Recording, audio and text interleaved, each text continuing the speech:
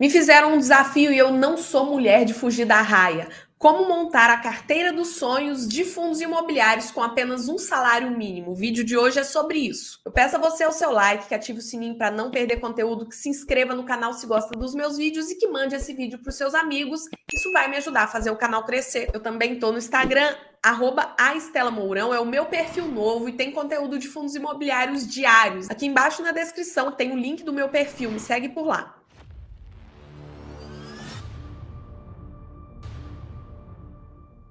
Bom, essa missão não é fácil. Será que dá para montar uma carteira dos sonhos equilibrada, segura e rentável de fundos imobiliários com R$ 1.412? Vou mostrar para vocês que é possível. Agora eu quero lembrar vocês, isso não é recomendação de compra. Todos os fundos imobiliários possuem os seus riscos, as suas particularidades, seus pontos de atenção. E cada investidor tem o seu perfil de risco, tem que estudar. Afinal de contas, a gente rala para ganhar o nosso dinheiro, a gente não pode apostar, sim, investir de maneira segura. Afinal de contas, melhor do que ganhar dinheiro é não perder, já dizia o Warren Buffett, né? E antes de eu mostrar a carteira que eu montei, eu quero lembrar vocês que eu monto a minha carteira e tem vídeos aqui no canal que eu explico como montar a carteira de acordo com a estratégia da pirâmide, ou seja, a gente divide a nossa carteira em ativos de base, meio e topo. Isso vai dar uma segurança, um equilíbrio e vai trazer também uma rentabilidade sem que a gente corra o risco da ruína, o risco de perder dinheiro. Nesse caso hipotético, eu montei uma carteira super conservadora, então automaticamente o yield vai ser mais baixo, tá? Além disso, nessa carteira hipotética, eu não precifiquei os fundos imobiliários, eu peguei o valor que eles estavam hoje no fechamento do mercado. Então, independentemente de se está barato ou caro, eu coloquei como se eu tivesse comprado, o que é errado.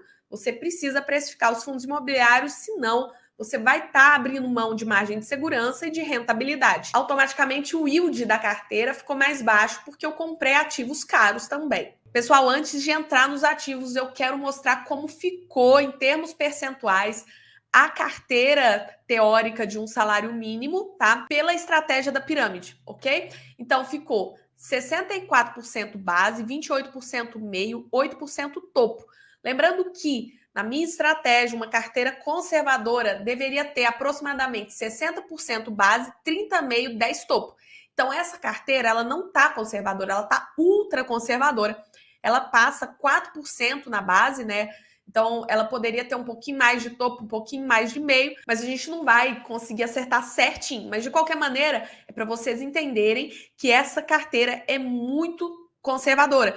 Por isso, automaticamente, porque tudo é risco, retorno na bolsa, ela vai pagar menos, tá? Mas vocês vão ver que ela consegue ter uma rentabilidade bem interessante, mesmo sendo bem tranquila, bem conservadora. Eu tive um desafio muito grande aqui também, que é pegar ativos que pelos preços daria ali um salário mínimo, tá? Tem isso também. Eu tenho que conseguir alocar 1.412 perto disso, senão eu não cumpro o meu desafio. Bom, essa é a carteira montada, né, nesse desafio. A gente tem a base. O que é a base? Aqui a gente tem ativos mais sólidos, estáveis, perenes, bem mais tranquilos, que vão dar uma tranquilidade para você. Você não vai ter sobressalto, são fundos com muito menos risco e por isso pagam menos, tá? Mas toda a carteira tem que ter mais base do que outro tipo, tá? Depois a gente tem no meio aqueles ativos que têm um risco maior, uma pimentinha maior do que a base,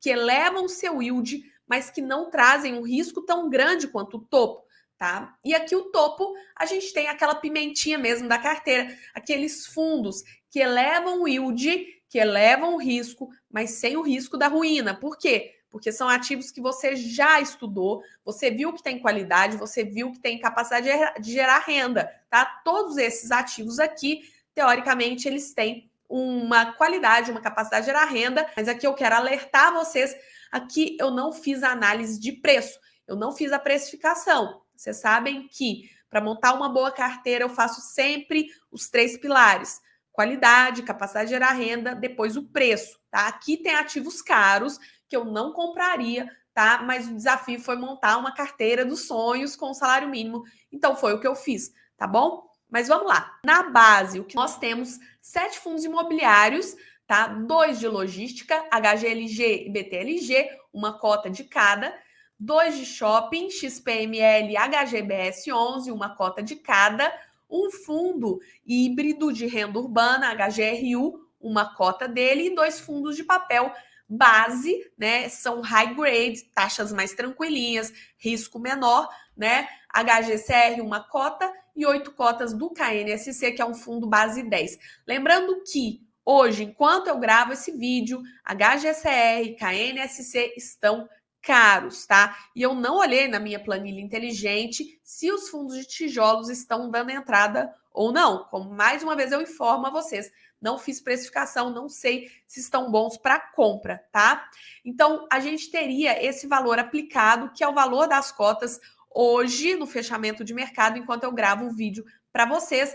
Então, deu 7 fundos imobiliários na base, R$ 902,59 investidos, 14 cotas. Aqui os dividendos que eles pagam por mês, deu 0,78 de yield mensal. Como eu falei, base são fundos mais tranquilos, pagam menos, tá? E uma renda mensal de R$ 7,05, né, nesses R$ 902,59 investidos.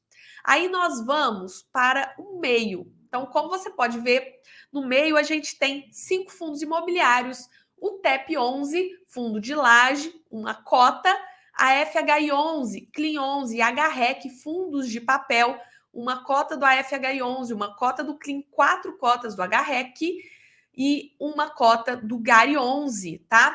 Aqui eu quero explicar a vocês. O HREC, ele é um fundo high grade. Se você olhar as taxas dele, ele seria originalmente base, ele deveria estar aqui, mas eu considero que o HREC tem um risco maior, tá? Ele tem concentração de operações, ele tem conflito de interesse, algumas operações de fundos da ED, tá? Apesar do que ter operações de fundo imobiliário é muito bom, é muito tranquilo, porque o fundo não vai deixar de pagar. O risco de fundos imobiliários que tem CRIs é dos cotistas, né? Se o fundo tiver algum problema para pagar, quem vai sofrer é os cotistas com os rendimentos dele. O fundo tem muita capacidade de pagamento, então isso não é um problema. Mas eu considero o HREC mais arriscado que os outros, então eu coloquei um valor menor nele, investido, tá? E pus ele para o meio, não para a base, tá? E o GARI 11, originalmente, como renda urbana, como híbrido, é base. Mas como ele iniciou de verdade agora, antes ele era GALG, né? Ele não tem um histórico muito grande como o GARI, é muito novo, eu coloquei ele no meio. Quando ele tiver um histórico aí de 2, 3 anos, você já tiver visto o gestor trabalhando, como o fundo roda, aí você coloca ele para a base e vai precisar de um novo fundo de meio, né, percentualmente, para não desbalancear a sua carteira, ok? Mas hoje eu coloco ele no meio. Então, nós temos 5 fundos no meio, o que dá um valor investido. Lembrando, no fechamento da cota de hoje, eu não vi se estão caros ou baratos. Inclusive, o AFHI 11 tá caro, batendo o olho aqui, tá?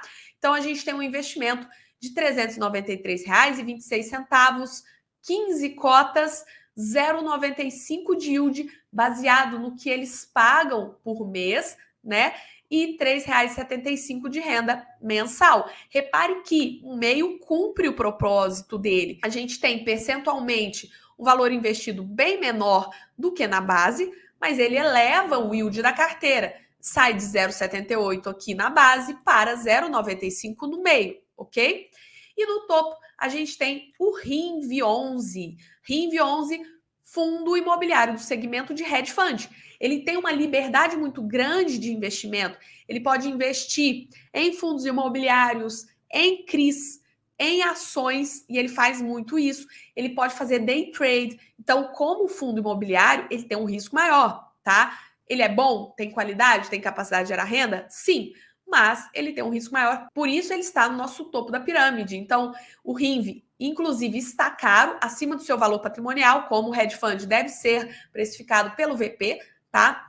Mas aí a gente tem o valor de fechamento dele hoje de R$ 111,10, uma cotinha nele, ele pagou R$ 1,33 no último mês, então nós temos aqui uma cota no topo, R$ 111,10 investidos, um dividend yield de 1,2% ao mês. Repare que o topo eleva o yield, mas percentualmente a gente tem só 8% no topo, então o risco da carteira não se eleva tanto. Ela continua uma carteira ultra conservadora, tá? Então a gente tem aqui uma carteira bem diversificada, dividida pelas partes da pirâmide, como eu gosto de fazer, né, até um pouquinho mais na base. E como que ficou? O desafio era colocar um salário mínimo, né? Ficou assim, R$ 902,59 na base, o que dá 64% do nosso patrimônio, R$ 393,26 no meio, o que dá 28% do nosso patrimônio, R$ 111,10 no topo, o que dá 8% do nosso patrimônio, um total de R$ 1.406,95. Lembrando que eu tinha R$ 1.412 para investir, sobra R$ 5, coloca aí num caixa de oportunidade, na renda fixa, liquidez diária e tá ok. Aí a gente tem aí, pessoal, um dividendo mensal de R$ 12,13, um yield mensal de 0,86 ao mês. Então, uma coisa que eu quero mostrar para vocês é por que a estratégia da pirâmide é tão legal. Você não corre o risco da ruína, você monta sua carteira bem diversificada, né, segura, equilibrada, mas você eleva o yield. Se você tiver só fundos de base, você teria um yield de 0,78. Aqui nós temos um yield de 0,86. Lembrando, a carteira super conservadora, 64% de base e também comprando fundos caro.